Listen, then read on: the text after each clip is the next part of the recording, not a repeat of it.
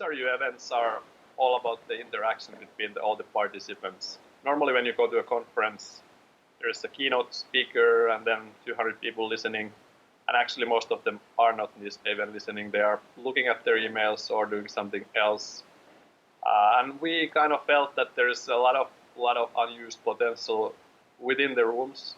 So why not to get all the people to share their experiences, not only the speakers. So within HRU events, basically we have a concept where you have track leaders.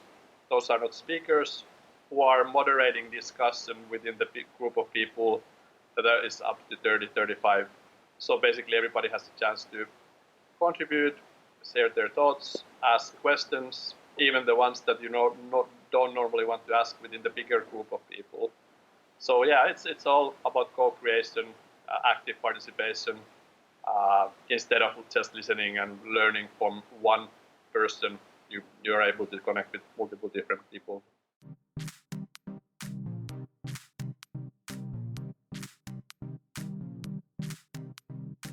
So events are basically organized locally by local people. Like in Tallinn, we have Daisy and Liz doing it. I have been doing as well, just out of curiosity in different locations and try to build the kind of reach in new locations from Japan to US, all around the world. And in some locations it has really picked up so that we basically have continuous events there once a year. And of course we welcome new people involved. It's a little bit like TEDx type of concept where we provide support and then try to help to some people locally build the local community and then connect it to the global community. And as well bring the kind of global aspect to the event. So sometimes you don't necessarily have like a lot of international people coming over in smaller locations who want to as well bring that kind of like aspect to global HRU events.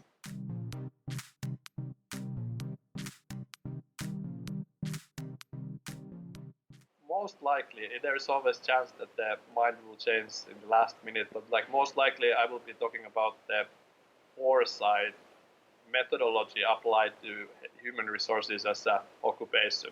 So it's a quite fancy word and quite fancy sentence, but just to be able to use like a structured way, looking at the different scenarios and different kind of trends that are influencing us as an occupation, and what we could do in terms of like skilling our teams, rebuilding new way proactively to kind of be ready when those trends are already like then influencing us. So not to be always reactive and just to kind of see what is happening, but how do we proactively be like a future ready organization, and how do we first of course aware of these changes and these trends, but as well how do we then move the needle already prior the like forced way of adaptation.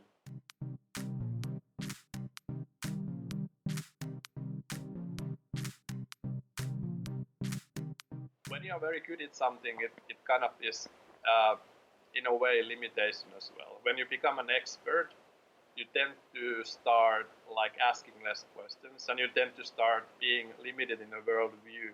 Like what we have seen in prior this in other events, that like we just tend to be quite like looking at from linear or progression perspective, while there is a disruptive technologies, disruptive trends, then there's as well like the whole human nature that kind of not always goes as we think. Like not all the technologies will be as well accepted by the society. So there will be as well things that are like, we think that there will be everything automation, but it doesn't mean that it will be. So even if it's possible technically to be so.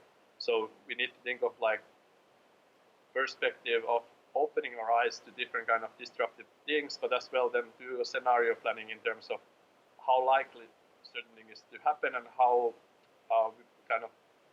what kind of things will push back as well that development. Good example would be like Google Classes.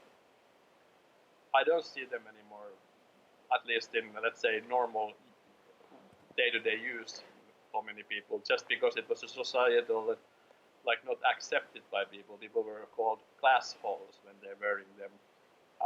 So we probably will see as well some of these kind of things in other type of applications where maybe we use data to the point that it's actually not anymore cool for people, and they just don't share their data, and they basically start hiding it, so that things again changes, but not in the way that it was kind of our assumption to be, because something is technically possible. For example, AI doesn't work if we don't have data. It just doesn't have anything to process. So it's interesting to see how this will shape.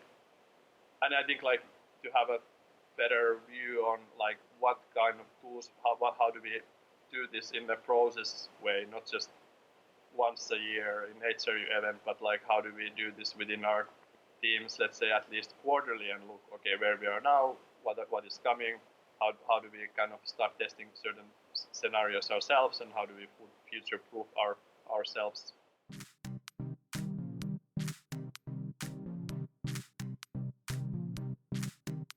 See you there.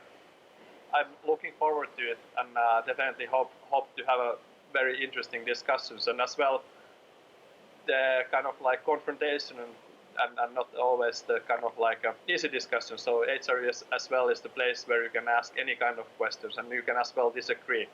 So looking forward to it, and looking forward to disagree as well with some Estonians.